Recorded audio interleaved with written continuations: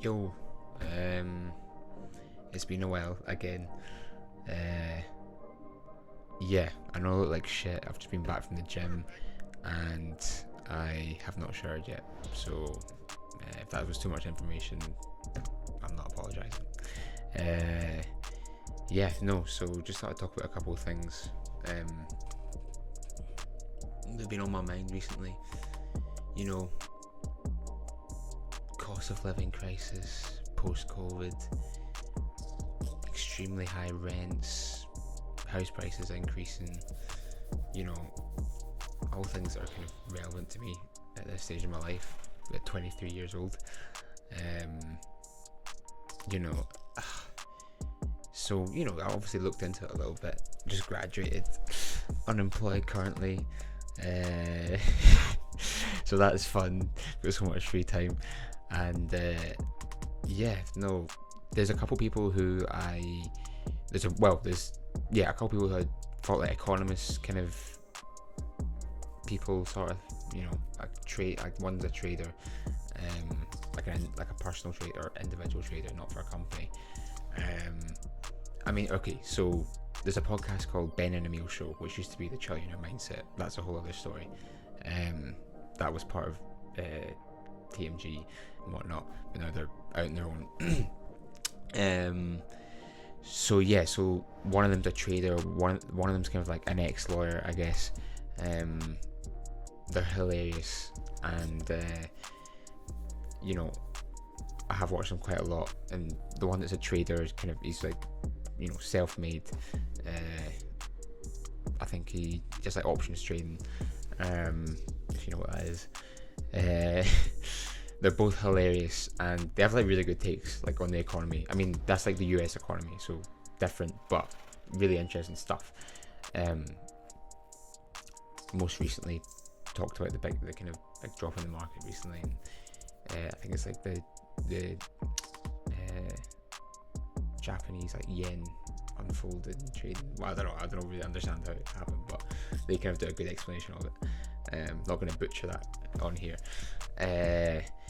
Yeah, and also another person called Kyla Scanlon. She's so good. She also talks about the US economy.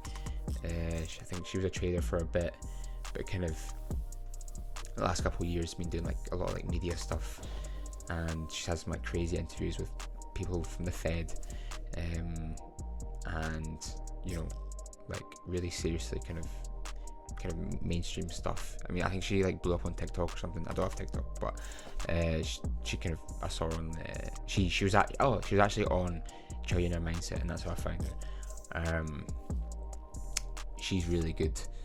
Kind of makes it really kind of bite-sized videos, but she does like also blogs online and kind of longer form stuff if you want to on YouTube, if you can rush watching. Kind of just break. You don't really need to be like an economist or like, you know, learn economics to understand what she's talking about, which is, I think, her aim, partly her aim. I think she's got a finance business company called like Bread. I think she's trying to kind of decentralize like financial knowledge a little bit, or, you know, make it kind of more accessible for the masses, just so that, just because it's an important part of life, you know, finances, it's kind of what gives you freedom and whatnot, so I guess, you know, it's important. So she's really good, kind of, and like the amount of information she condenses down into a short video is nuts. Like, I don't know if she has assistants or anything like that. She's really good. And also a guy recently, Gary's Economics, kind of saw him like a couple years ago, for whatever reason didn't really catch on, but kind of seen him again more recently online, and the stuff he's saying, I think I just totally agree with. Talking about like he's like an inequality economist now.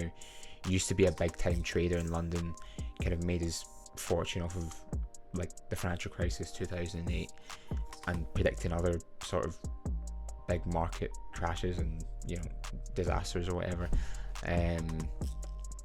He talks a lot about, you know, media economists, I know I've just talked about Kyla, but I think she's an exception. Media economists, not quite making the right, or not making the right predictions, or at least, you know, when they're wrong, they don't get, no one kind of remembers afterwards, and it's just almost like a form of entertainment watching The Economist on the news or whatever. Totally agree with that. Whereas traders, obviously, mostly a lot of them are economics graduates from LSE, the big universities, and have to be right. Like, it's their job to be right. So, you know, much more accurate, and they're paid for it. Just shows you. Big salaries and whatnot. So been watching him recently, and basically he's I'm not gonna butcher it. It's like not like impossibly complicated, if that's a word, but I can't explain it. I'm just rambling in this, so I'll need to take time to like write a script to explain it. You just watch him, like, but he talks about basically over COVID, in a nutshell, like, inequalities increased massively. I mean, just look at like cost of living, like, you know, commodity prices, food, or even rent, etc. I don't know if maybe it's, I guess obviously there was like furlough, but then also tax breaks and stuff, which obviously in relative terms, percentage for, you know, really wealthy people works out a lot of cash influx for them versus very little for kind of anything lower than that. I guess middle class and lower, you know, because say it's like a 2% tax reduction on your income. That's like 10 grand for someone who's bringing in, the math is completely wrong here, or like 20 grand for someone who's bringing in like £100,000 a year or whatever, but then that's only, you know, £200 for someone else, because they're earning much less. And, you know, he basically describes I mean, they don't just hold that cash, they spend it on assets, and he talks about the difference between assets and I can't remember, but yeah, assets as in like land, you know, property, stocks and shares, debt even, a bit more complicated, but it is an asset, or can be. So, you know, that 2% is a much bigger effect on much wealthier people than it does on less wealthy, and you would think you're getting that extra £200 as well, and they're getting 20,000, and you're better off because of that. But basically he's saying you're not, like,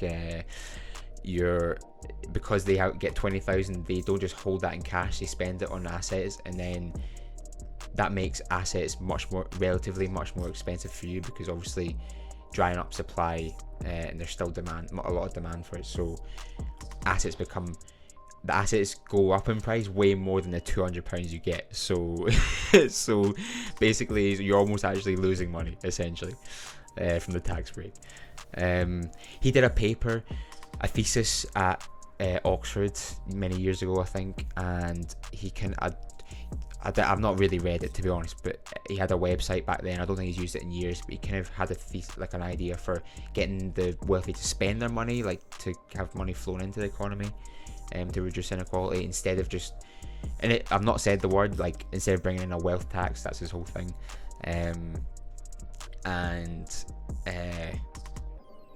Yeah, I guess, you know, it kind of sounded really good. I don't know why he's moved away from his thesis about, I guess it was getting wealthy to spend their money, instead of just taxing them. I think he used to be kind of in favour of that more than just wealth tax, but seems to have moved towards just we just need a wealth tax. This is not like brand new. Other countries do it, you know, Norway, Switzerland, I think even France. It's a bit more complicated in France, I'm not sure, I've not really read much. I think in Norway it's 1.1%, something like that, but then it's obviously only if your assets are worth more than, say, like £1 million or whatever, you know. It's not like if you've only got one house that's maybe worth 300,000, you're being taxed 1% on that each year. So no, like it's really interesting stuff, and I kind of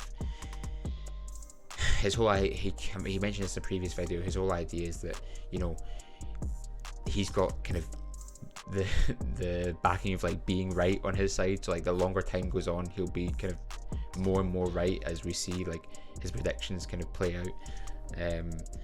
Which is fair enough, you know, in a couple of years, if in 5 or a couple of years, you know, even more, 5, 10, 15 years, and it's just he's ever so more like more right, like it's just not changing. Hopefully that kind of brings people to his like kind of side. So he's someone I've kind of really kind of got into recently. He does like a bit of like economics info sort of stuff, but I think he's mainly just trying to like campaign for this. I think the Green Party have some sort of wealth tax in their policies, but I don't think it's like a major one. So I don't think, he says he hasn't seen them talk about it very much at all. So yeah, no one's really talking about it in terms of like political parties. But yeah, so him, Ben and Emil, they're hilarious. Kind of US stuff, and Kyla. If like, and Kyla, and I guess like another kind of why I mentioned Kyla is that she kind of talks about a lot of like human-centric economics. I don't know, she has a word for it. That are kind of focused on people more than like, you know, I don't know, stats and numbers. I had a better idea of this previously, but I've kind of forgotten. Yeah, just basically focused on people, like, people is what makes an economy. You know, it's not just statistics and numbers, unemployment rate, you know, output, GDP, these sorts of things. You kind of have to focus on like I think she said me to focus on like the individual effects, you know, the real effects, I guess. Like, you know, that's what's most important. The kind of big aggregate numbers are not really. You want to know like how this actually affects people's like daily lives. You know, that's the whole idea of it, and hopefully in a positive way. So, you know, I know she's US, but like, I think she does have a big following. Like, you know, if just Gary, it's called Gary's Economics. If Gary and like Kyla and you know, I don't know the economist scene in like the UK, if there is one, if that exists, but if they could like, I mean, he's been doing interviews all over the place for newspapers, like TV shows, whatnot. But if, you know, I feel like she definitely has, I don't know what her demographic is, I imagine it's a lot of young people. If they could just like team up, maybe like other, I don't know, I've not seen any, I would maybe look into like other economists, maybe more UK based, but you know, she seems like a nice person, like why not, you should probably help out. I know she kind of talks to a UK guy. I've seen like some videos on that, talks a little bit about UK economy. But yeah, no, it's just a couple of things I've been like looking into recently. Yeah, no. So, also I guess in addition to the unemployment, there's this, I found, like, you know, obviously economics, like I'm just graduated from economics, and the two kind of major paths I think that people go down. Well, government's a huge employer, like, so that's one path, I guess, and you kind of work, I guess a lot of it's like analysing policies and their effects and whatnot, but also obviously financial industry, like huge employer of economists, just mentioned traders and whatnot, and you know, consulting, I hate that word, but like consulting industry is a huge employer.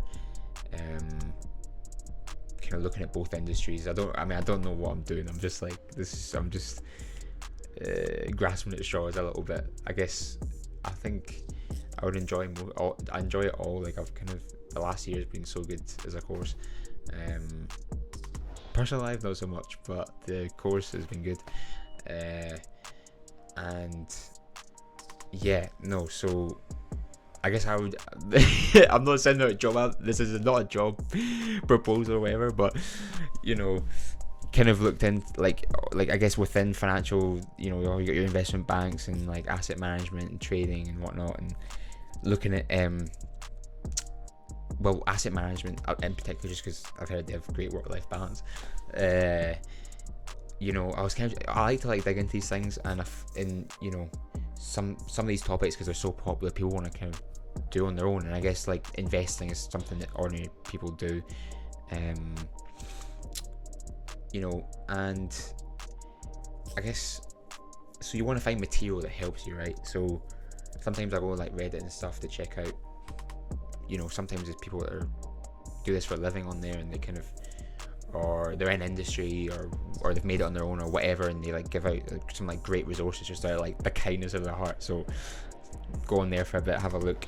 And I find this kind of subreddit called security analysis. Anyway, long story short, basically there's he's kind of like he's just like a bit of a like legend in the field. I'm gonna butcher his name. It's like a Aswath Damodaran or something like that. He's basically like he's like a top professor like at NYU, like in America, and he's posted like all his modules like free online, which is just absolutely nuts. And I think if you just like give like one or two of his lectures a watch, even his like final lecture of his valuation course in 2024, you can like, the guy oozes charisma and like just seems like has a great philosophy on life, and a great kind of approach to his field. And so I'm like hooked on the guy. I'm definitely gonna like finish. I know I've just finished university, but I'm definitely gonna finish his course this year, just in my own time, like no certificate or anything like that. And yeah, it just kind of speaks to that kind of, you know, like kind of decentralizing or like making kind of information more accessible for just like the general public. And I feel like that's such a great thing when someone like that, who just because they're like a decent person, like make their stuff accessible.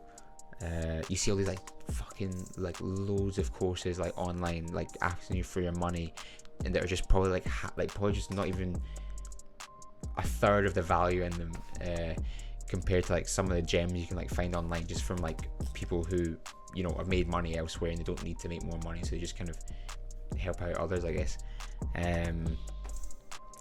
So yeah, been like doing that a little bit, and just because, you know, obviously it's asset management really something that is a bit kind of loosely economics focused, and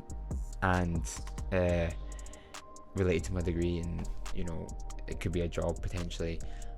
And also, you know, invest in something I feel like everyone should do. Like, you know, Kyla, I remember ages ago she posted like an infographic from somewhere else, that it was like the kind of wealth distribution of different kind of wealth brackets. So how much the top 1% have in, say, like shares, property, land, and like it's kind of it just shows you like the majority's in shares. Maybe not a surprise, but it's just interesting to see. And then it kind of retains that ratio until it gets lower down, where like lowest quartile or whatever, like lowest 25% in terms of wealth, like it's mainly property or goods or whatever, I don't know. Just interesting to see. And yeah, so I guess I just believe that investing is just something that people should like get into. You know, obviously if you got no clue, just like, I think the main recommendation is just to go for like an index fund, that's just spread, like really diversified and just spread across loads of stocks, because you're not hiring like an asset portfolio manager for yourself, because, you know, this is their job, they're professionals, and you don't have the time to like do the research yourself, or just not interested, or, you know, yeah. So, but if you are interested in like, you know, valuing the companies that you're going to invest in, this course is like crazy good.